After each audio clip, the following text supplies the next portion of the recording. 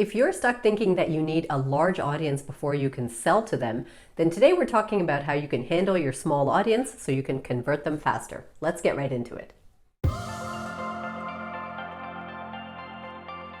If you're new here, my name is Liz and I help business owners learn how to use digital media to build their business faster. Be sure to subscribe so that you never miss any of my future content. Now, this entire issue of whether we can actually gain any traction with our brand if we have a small audience has been all over the internet for as long as social media has been around.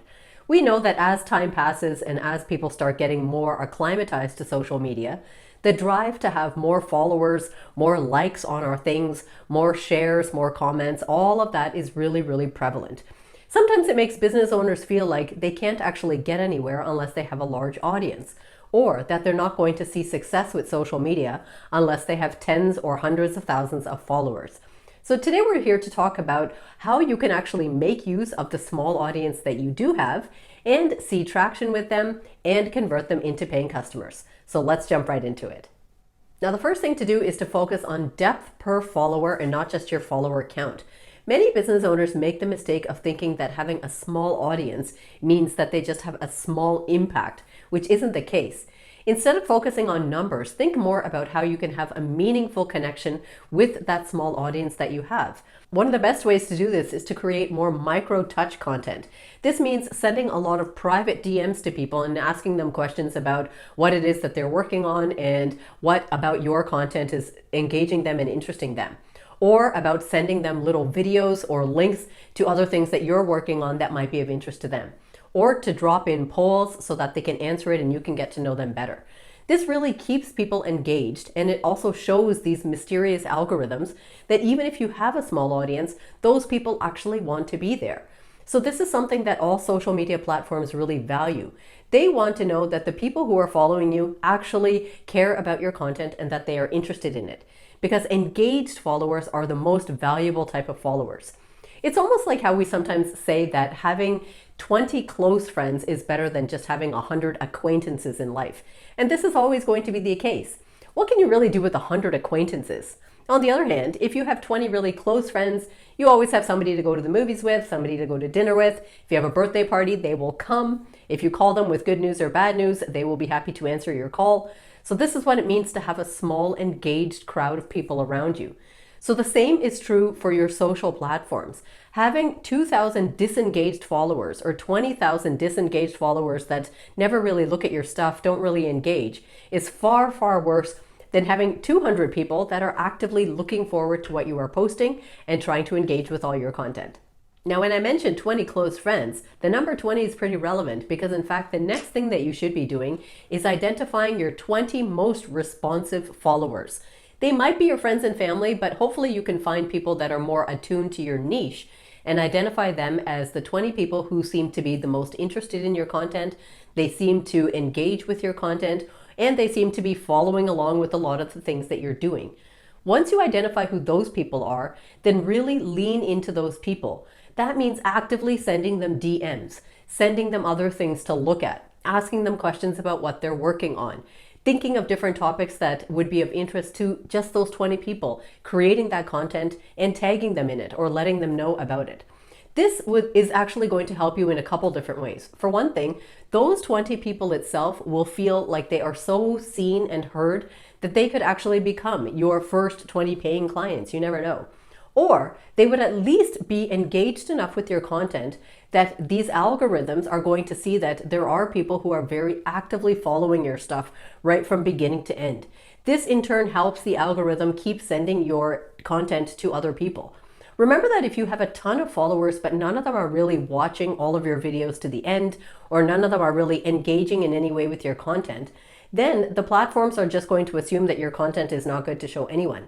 If you just have 20 people that are constantly engaged with your stuff, that will actually keep your content moving in the system. It is enough to create traction so that the system knows that your content is worth looking at so that it can get pushed out to more people. Now, once you've identified that core 20 inner group, that is the right time to use them for fast feedback. If you have lots of followers, it's actually pretty hard to get real feedback on what works for people that are attuned to your niche. For example, if you have, let's say, 50,000 followers, and then you post a reel and 5,000 people like that reel and another 4,000 people share it, because that number is so big, you don't actually know what it is about that content that they liked. Maybe they just liked the trending audio. Maybe they shared it just because they found it funny and they were sending it to someone. So it's actually hard to get concrete feedback on what was the reason why that post did a little bit better than others. On the other hand, when you have a smaller audience, it is easier to look back at the analytics and the trends to understand which post did well, and then to understand what might be the commonalities or the similarities between them. You'll notice that when you have a small audience, it is far, far easier to get that feedback really quickly.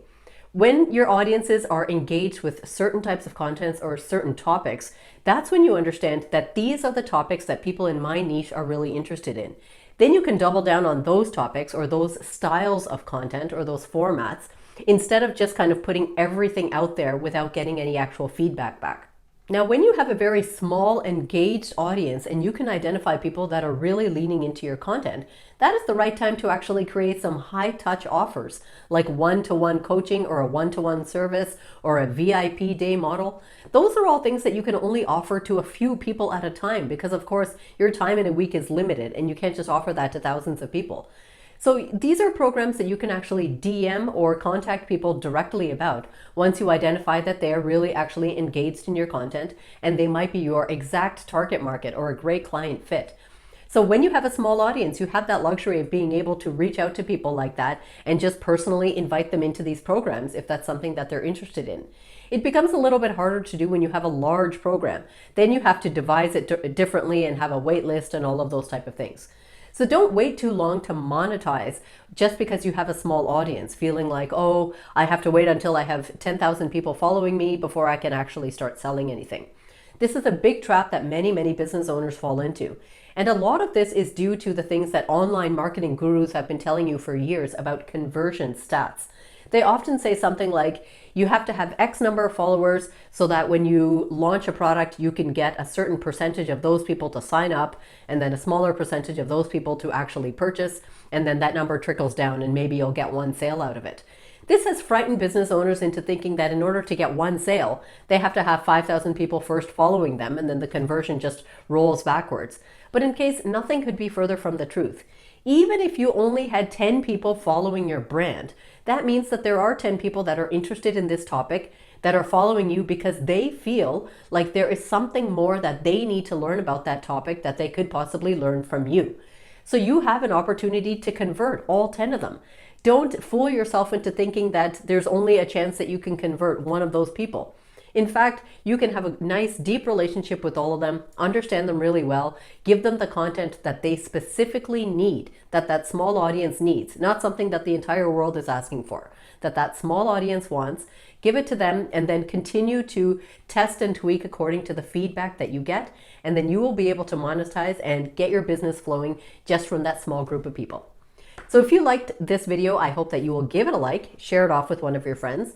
Don't forget to subscribe, because every single Tuesday, I bring you a new video teaching you how you can add digital media to your business. So until next time, take care.